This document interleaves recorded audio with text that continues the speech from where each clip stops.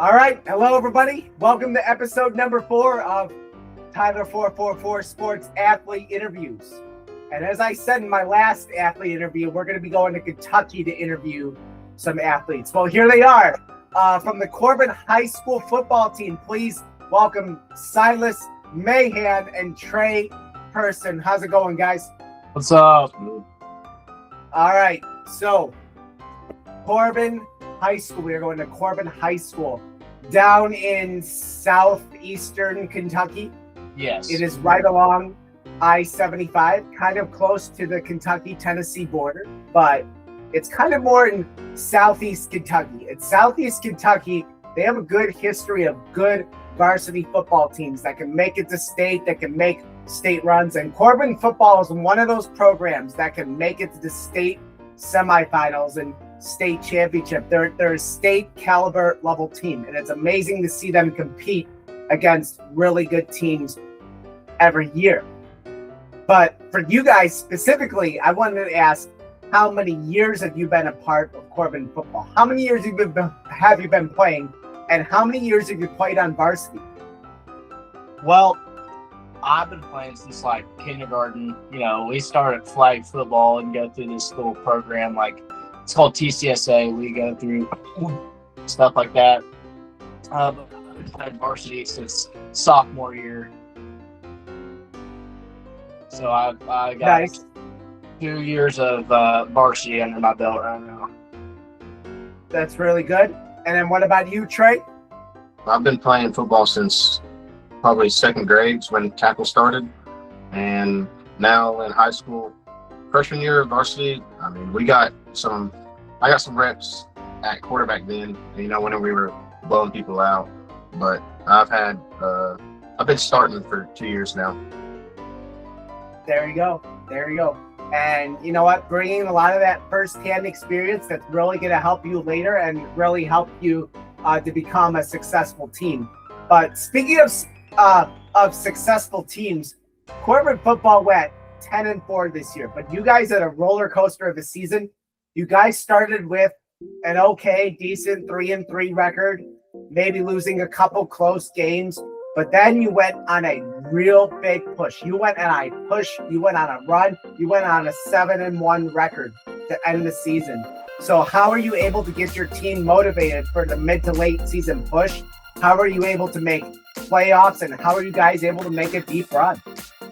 Well, when we went down, 3-3, that's not a regular season for us. We're used to, making big runs and being confident all the way through. But once we lost that third game, it was like, all right, trust in the process, trust in the goal that coach has for us, and, just see where it takes us. So we just started rolling. So it was a good year.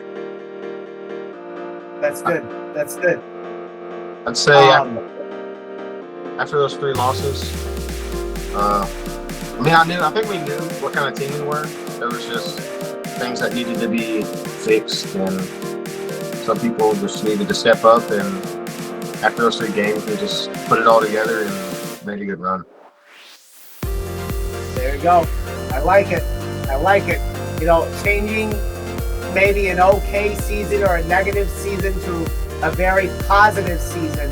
And that defined your football team this year. You guys went from an okay record to a really, really good record, ending off the season 10-4. And even though you had 4 losses, it was probably a lot of fun going through those 14 games and probably getting those 10 wins. Getting double-digit wins for any football team is pretty amazing.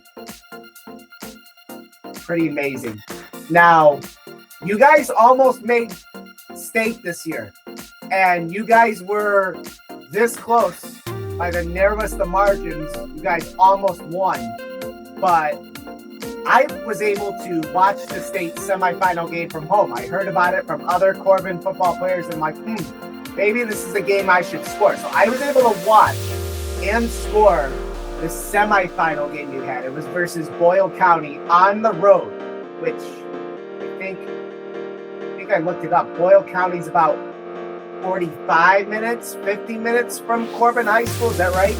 Yeah, that's right. Yeah, so it was a long bus ride, and it was probably a long drive there and back.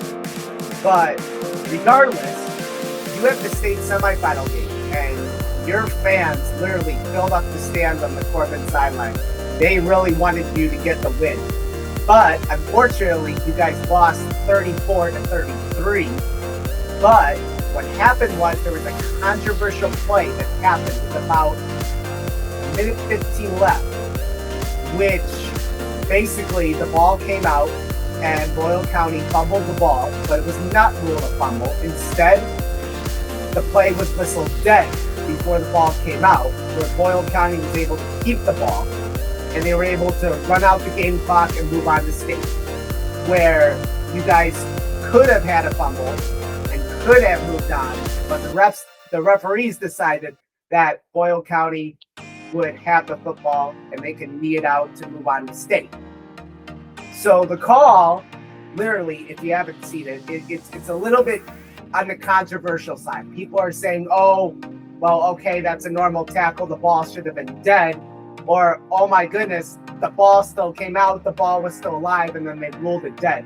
But what did you think of that call? What did you think of that game? What did you think of the game itself? And should the call have been overturned? What do you think? Well, obviously, me and Trey were on the field when it happened, and we saw it up close and personal. So we saw that ball go loose, and he just the ref had the whistle in his mouth before the play even started. So he just kept moving around, and our quarterback was actually playing defense at the time, and he recovered it. It was blown dead. They called it a tackle, whatever. But it was that was a pretty rough call. But it's overturnable. But I don't really know much to say about that. I was just trying to calm down our guys. Just get them back in the game and don't worry about it. It's a big rivalry game. We know stuff like that's going to happen. And we just went their way. Yeah. Trey, what did you think about it? Well, very, I don't really know here. So I guess, I know it was I think it should have been overturned for sure, because I think everyone in the stadium just about knew that the ball was still loose, except for that one ref that called it. And I think, there was some points in the game where, like, putting that call aside, we could have done better to make the outcome in our favor. But, that call came at that time, and it was the biggest call of the game. And it just so happened to go their way. Yeah.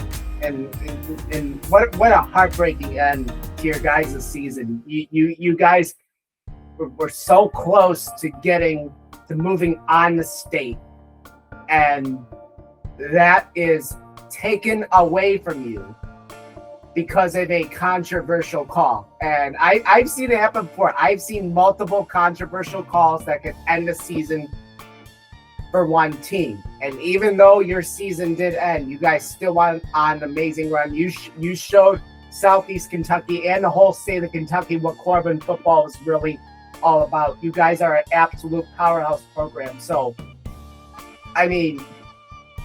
you guys had an amazing season. It was just unfortunate that the season ended in such a way that it did end. And I also wanted to mention too, and unfortunately, your kicker missed a few extra points. Well, he didn't miss; they were actually blocked. So Boyle County special teams actually did some of that work to win and to go up by 1 point, because before that fumble, that controversial fumble, like about maybe 5 minutes before that, Boyle County special teams got in there and blocked the extra point. And that's just, I just have to say, really, and I'm sure everybody will agree with this, that football really is a game of inches. If someone misses an extra point, that's going to have a massive impact on a game. And I've seen it happen before. And it's just heartbreaking that there can be these little things that can determine whether you lose or go on to state, whether you lose or make an upset. It's crazy how football is. Like basketball is a game of runs. Football is a game of inches. You could score deciding on whether you could get one more yard, move the football one more yard to the end zone. It's crazy. It's crazy. It's pretty unbelievable. But you guys had, again, despite all the negatives and all the challenges and all the adversity you guys have faced, your season was really strong. And although it may not have ended the way you wanted to, 10-4 does not define your football team. So in your words, what defines 2025 Corbin football? And what was it like playing all season with your team and with your friends? What was the experience like? And again, how will this help you in the future? Well, of course, we had a lot of young guys playing, so that part of that, played a big role in this. So we have developed more chemistry and just of how much it meant to our guys this year that it just really carries on through, generations. So we have a really strong future ahead of us, and this season really was special, and we did a special thing. So that's how I feel about it. It's a great game. It's very humbling. It's hard work. So 2025 was a good year for the city, the community, and our team. So there you go. Trey, what about you? I definitely think this was the closest that our players have been in a while. And I think, like Silas said, we had a bunch of young guys play this year, and I think that'll help us next year because some of our core players have went through things this year and we'll do the same thing next year, so they'll be ready for it. But I think at the end of this year, our team knew what we were. I mean, we could compete with anybody. So I think, just everyone will be hungry to get back at it again next year and show everyone that, not to have us underrated again. There you go. Well said. Well said, because you know what? It's always it's negative to lose your seniors on the Corbin football team, but again, you're going to have the young players, the freshmen, the sophomores, the juniors step up and bring you guys another terrific season. So I'm expecting Corbin football to go really far again for the 2026 football season. And maybe I might be able to score a game or maybe come to a Corbin football game, because I wanted to ask you again another question for you guys. It seems like your home games are really fun, and it seems like the stadium is a lot bigger and a lot larger than Illinois high school stadiums. It looks like the stadium's a little more modern, and it looks like a little bit of a more, modern feel to it, and a modern press box, like a bigger press box. I mean, that's what I heard. Is all that true? Yes, our field and stadium is a $15 million facility. We put a lot of money into it, a lot of work into it. Got a new weight room. Our community is very small, but on Friday nights they all sell out for us. So we have big crowds on both sides because we always play a hard schedule, and there'll always be the opposing fans there, and they have a good time too because we got fireworks and lights, and it's just a great atmosphere, and it's probably the best atmosphere I'll ever play in. So. Yeah, there you go. And that's you're doing something different than my school that my high school never did, which is fireworks at football games and then all this other cool stuff that Kentucky high school football does and that Corbin High School football does. So hopefully you guys will be good players next year. Are you guys seniors, juniors? We're juniors right now. We just finished Juniors right now. So you're going to step up next year, be the seniors, be the leaders, and then there you go. And